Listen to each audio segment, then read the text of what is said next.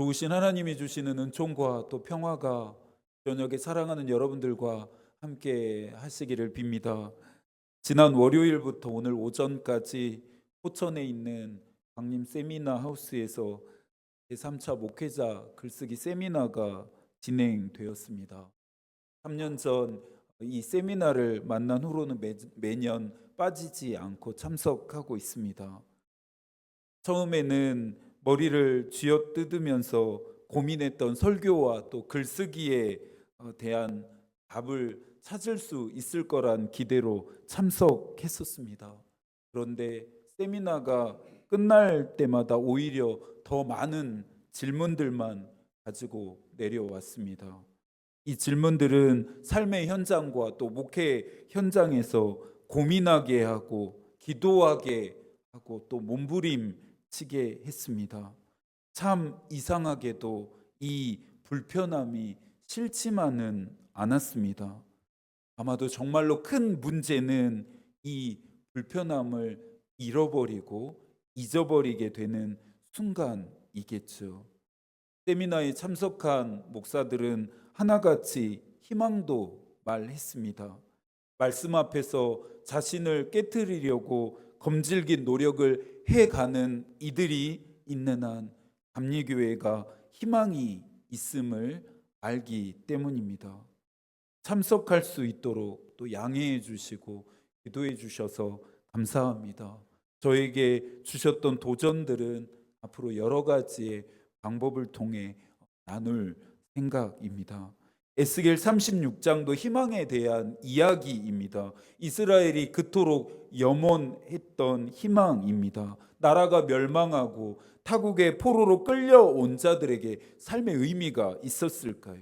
근근히라는 말이 떠오릅니다. 무겁게 그들을 짓누르던 근근히 살아가던 그들을 뒤바꾸는 하늘의 말씀이 들려지는데요. 1절입니다. 인자야 너는 이스라엘 산들에게 예언하여 이르기를 이스라엘 산들아 여호와의 말씀을 들으라. 여호와의 말씀을 들으라. 오늘 본문에는 하나님이 말씀하셨다라고 하는 표현이 반복됩니다. 하나님은 언어로 세상을 창조하셨습니다. 하나님의 말이 닿는 곳에는 생명이 움텄고 창조가 일어납니다. 그분의 말에는 생명과 평화와 안식과 희망 등으로 가득했습니다. 인간이 누리는 가장 큰 은총은 하나님의 말씀하심을 들을 수 있음입니다. 예언서를 제대로 읽고 해석하려면 심판 아래의 급류처럼 흐르는 하나님의 사랑과도 만나야 합니다. 하나님은 죄악으로 인해 심판을 받은 이스라엘에게 말씀하십니다. 하나님의 말씀하심은 하나님이 여전히 이스라엘을 떠나지 않으셨다는 증거입니다. 나에게 하나님의 말씀이 들린다면, 나에게도 하나님이 말씀하신다면 그것 자체를 은총으로 여길 수 있어야 합니다. 약속, 도전, 위로, 격려 등 내용이 중요하기보다 하나님이 나에게 말씀하신다는 사실 자체가 훨씬 더 중요합니다. 왜 그렇습니까? 여전히 나를 사랑하신다는 증거이기 때문이죠. 말씀하시는 내용이 다를지라도 결국 우리에게 말씀하시는 하나님의 말씀은 한 가지로 귀결됩니다. 나는 너를 사랑한다. 나는 너를 사랑한다. 말씀과 기도 안에서 그리고 일상 속에서 여러분을 사랑한다 말씀하시는 그분의 말씀을 듣고 15절까지는 이스라엘이 심판을 받은 이유를 다시 한번 진술하고 있습니다. 하나님의 말씀하심에 응답하지 않고 단절된 삶을 살아간 그들은 사람의 말거리, 비방거리, 조롱거리가 되고 수치를 당하며 황폐하게 되는데요. 22절의 말씀을 함께 읽습니다. 그러므로 너는 이스라엘 족속에게 이르기를 주 여호와께서 이같이 말씀하시기를 이스라엘 족속아 내가 이렇게 행함은 너희를 위함이 아니요 너희가 들어간 그 여러 나라에서 더럽힌 나의 거룩한 이름을 위함이라. 오늘 본문에서 또 이 구절에서 참 흥미롭게 다가오는 지점은 하나님이 이스라엘을 위해 새로운 일을 행하심의 목적은 이스라엘이 아닌 하나님 자신을 위함이다 말합니다. 권위라고 하는 말은 무엇으로부터 또 무엇 밖으로라고 하는 원어적인 뜻이 있습니다. 그렇다면 이 권위가 무엇으로부터 나오는 것일까요? 하나님이겠죠. 참된 희망도 마찬가지입니다. 이스라엘이 그토록 간절하게 목말라 했던 희망은, 그 참된 희망은 하나님으로부터 나옵니다. 하나님의 일하심은 하나님이 어떤 분이신지를 알게 함이 목적이다 말하고 있는데요. 여러 나라가 하나님이 어떠한 분이신지를 알게 하기 전 가장 먼저 이스라엘이 하나님을 직면해야 합니다. 오랜 시간 믿음 생활을 하면서도 저와 여러분의 믿음이 성장과 성숙하지 못하는 이유는 삶이 삶으로 연결되지 않아서입니다. 바울은 믿는 것과 아는 일이 하나가 되어질 때 비로소 온전해진다 말했습니다. 여러 가지 이유로 또 여러 가지 일들로 다른 교회를 방문하게 될 때가 있습니다. 그럴 때마다 저는 그 교회의 비전과 가치들을 꼼꼼하게 살펴보는데요.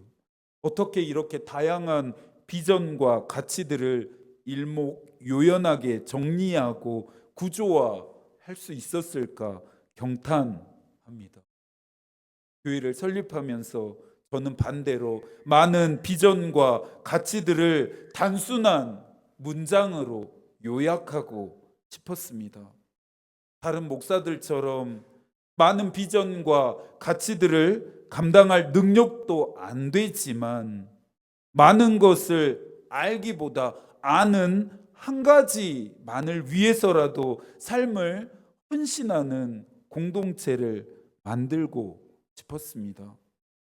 하나님의 마음이 기도가 되고 또 그분의 뜻이 길이 되는 삶을 살아낸 것 하나만으로도 하나님 앞에서 칭찬받을 수 있다 때문입니다. 이스라엘에게 주신 희망은 변화로부터 시작되었습니다. 더러움을 정결함으로, 피폐해진 정신과 마음은 새 영으로, 굳은 마음은 부드러운 마음으로 바꾸셨습니다. 나라를 재건하고 정부를 조직하는 일들이 아니라 정결함, 새 영, 새 마음이 먼저 필요했던 이유는 무엇일까요?